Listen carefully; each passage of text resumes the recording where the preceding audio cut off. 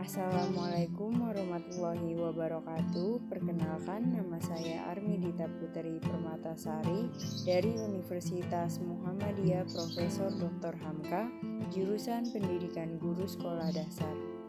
Tujuan saya membuat video pembelajaran ini yaitu untuk memenuhi tugas mata kuliah media pembelajaran. Judul video pembelajaran ini adalah Lingkungan Sahabat Kita, kelas 5, tema 8, subtema 2. Baiklah, mari kita simak video pembelajaran berikut ini.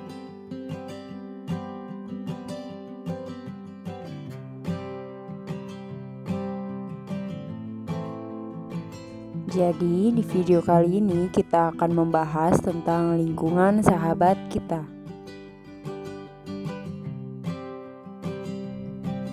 Kehidupan manusia tidak lepas dari tanah, air, dan udara.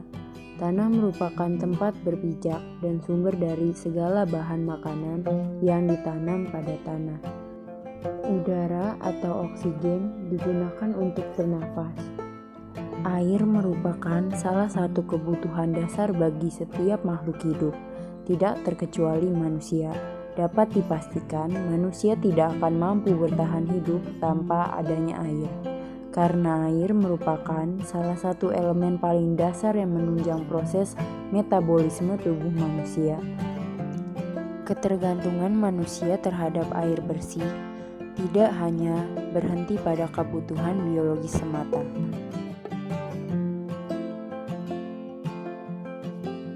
Adapun sumber air bersih, mayoritas penduduk Indonesia merupakan bersumber dari sumur dan juga PDAM.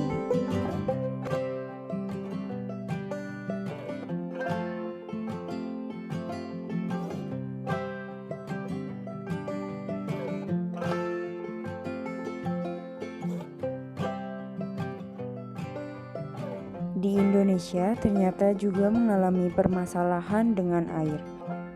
Kondisi kurangnya sumber daya air yang dapat dimanfaatkan memerlukan sebuah pengelolaan yang memadai untuk mencukupi kebutuhan akan air bersih.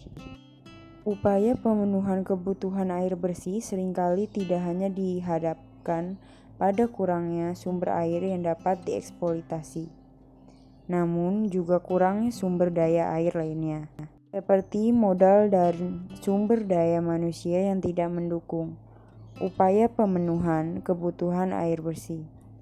Pada daerah yang miskin dan jauh dari pusat pelayanan publik, kurangnya sumber air yang menjadi masalah yang tidak mudah untuk dipecahkan.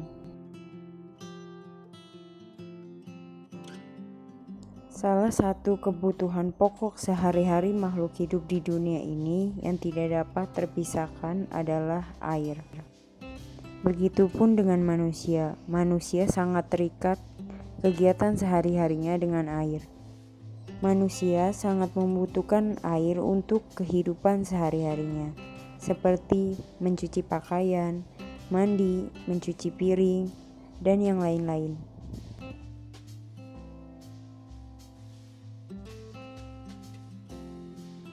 Tidak hanya manusia saja yang membutuhkan air, lingkungan pun sangat membutuhkan air. Berikut beberapa kegunaan air bagi lingkungan.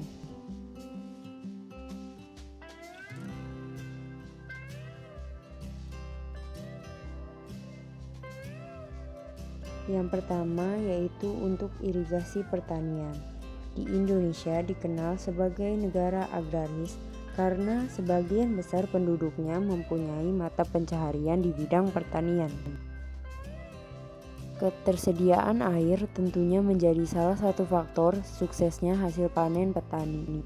Irigasi menggunakan air bersih bermanfaat untuk menjaga kesuburan tanah serta mutu dan hasil produksi petani menjadi semakin baik.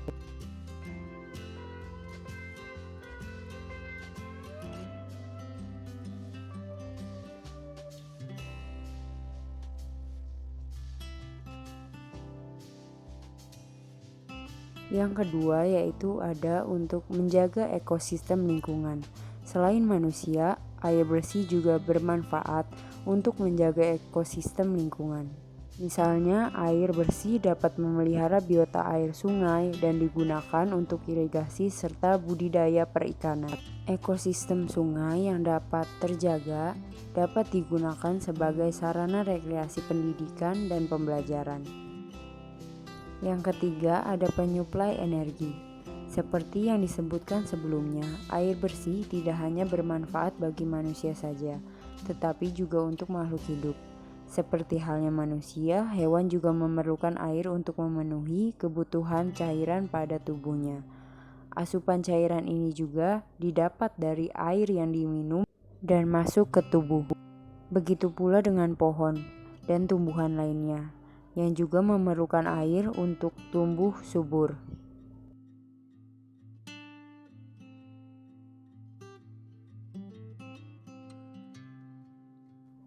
Dan yang terakhir, ada menghemat pengeluaran dengan tersedianya sumber air bersih. Anda tidak perlu mengeluarkan kocek berlebihan untuk membeli air ketika membutuhkan air bersih, dan bisa menghemat biaya kehidupan sehari-hari. Itulah beberapa manfaat air bersih yang bisa dirasakan dalam kehidupan sehari-hari.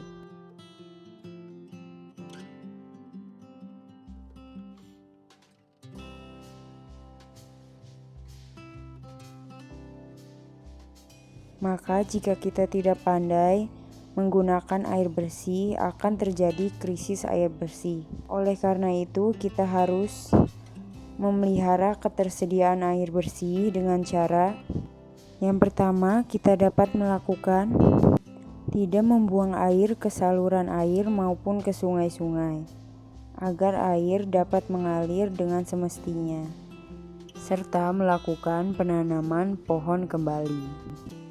Adapun kegiatan sehari-hari yang dapat kita lakukan untuk menghemat air, yaitu dengan cara jangan biarkan keran air terus-menerus terbuka. Jika kita ingin mencuci pakaian, optimalkan penggunaan air bersih agar tidak membuang-buang air yang kita gunakan.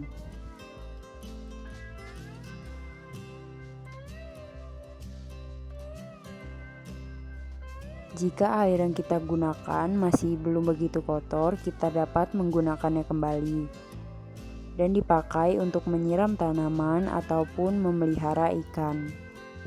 Dan jika kita ingin mandi, kita bisa menggunakan pancuran dan tidak berendam agar tidak terlalu boros akan air bersih.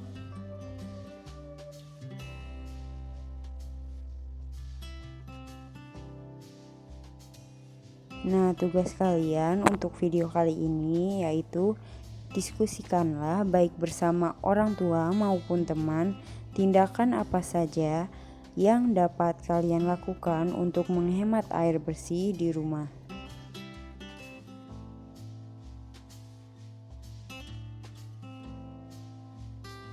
Sekian yang dapat saya sampaikan di video kali ini.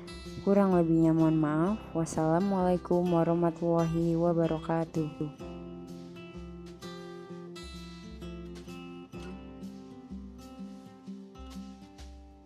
Jadi kesimpulan yang dapat kita ambil yaitu kita semua setuju bahwa air adalah suatu unsur yang sangat penting bagi keberlangsungan dan kehidupan manusia. Dengan adanya air, kita mampu melakukan kegiatan sehari-hari dan mengonsumsinya agar tetap bisa bertahan hidup.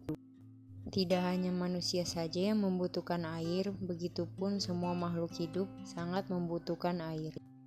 Maka dari itu, air harus dihindarkan dari dampak pencemaran lingkungan agar tidak mengganggu kesehatan makhluk hidup.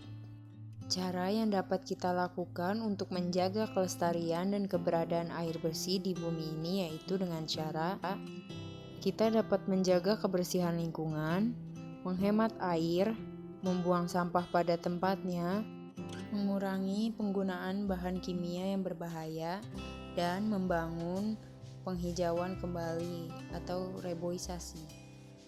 Maka dari itu kita wajib untuk menjaga kualitas air agar tetap bersih.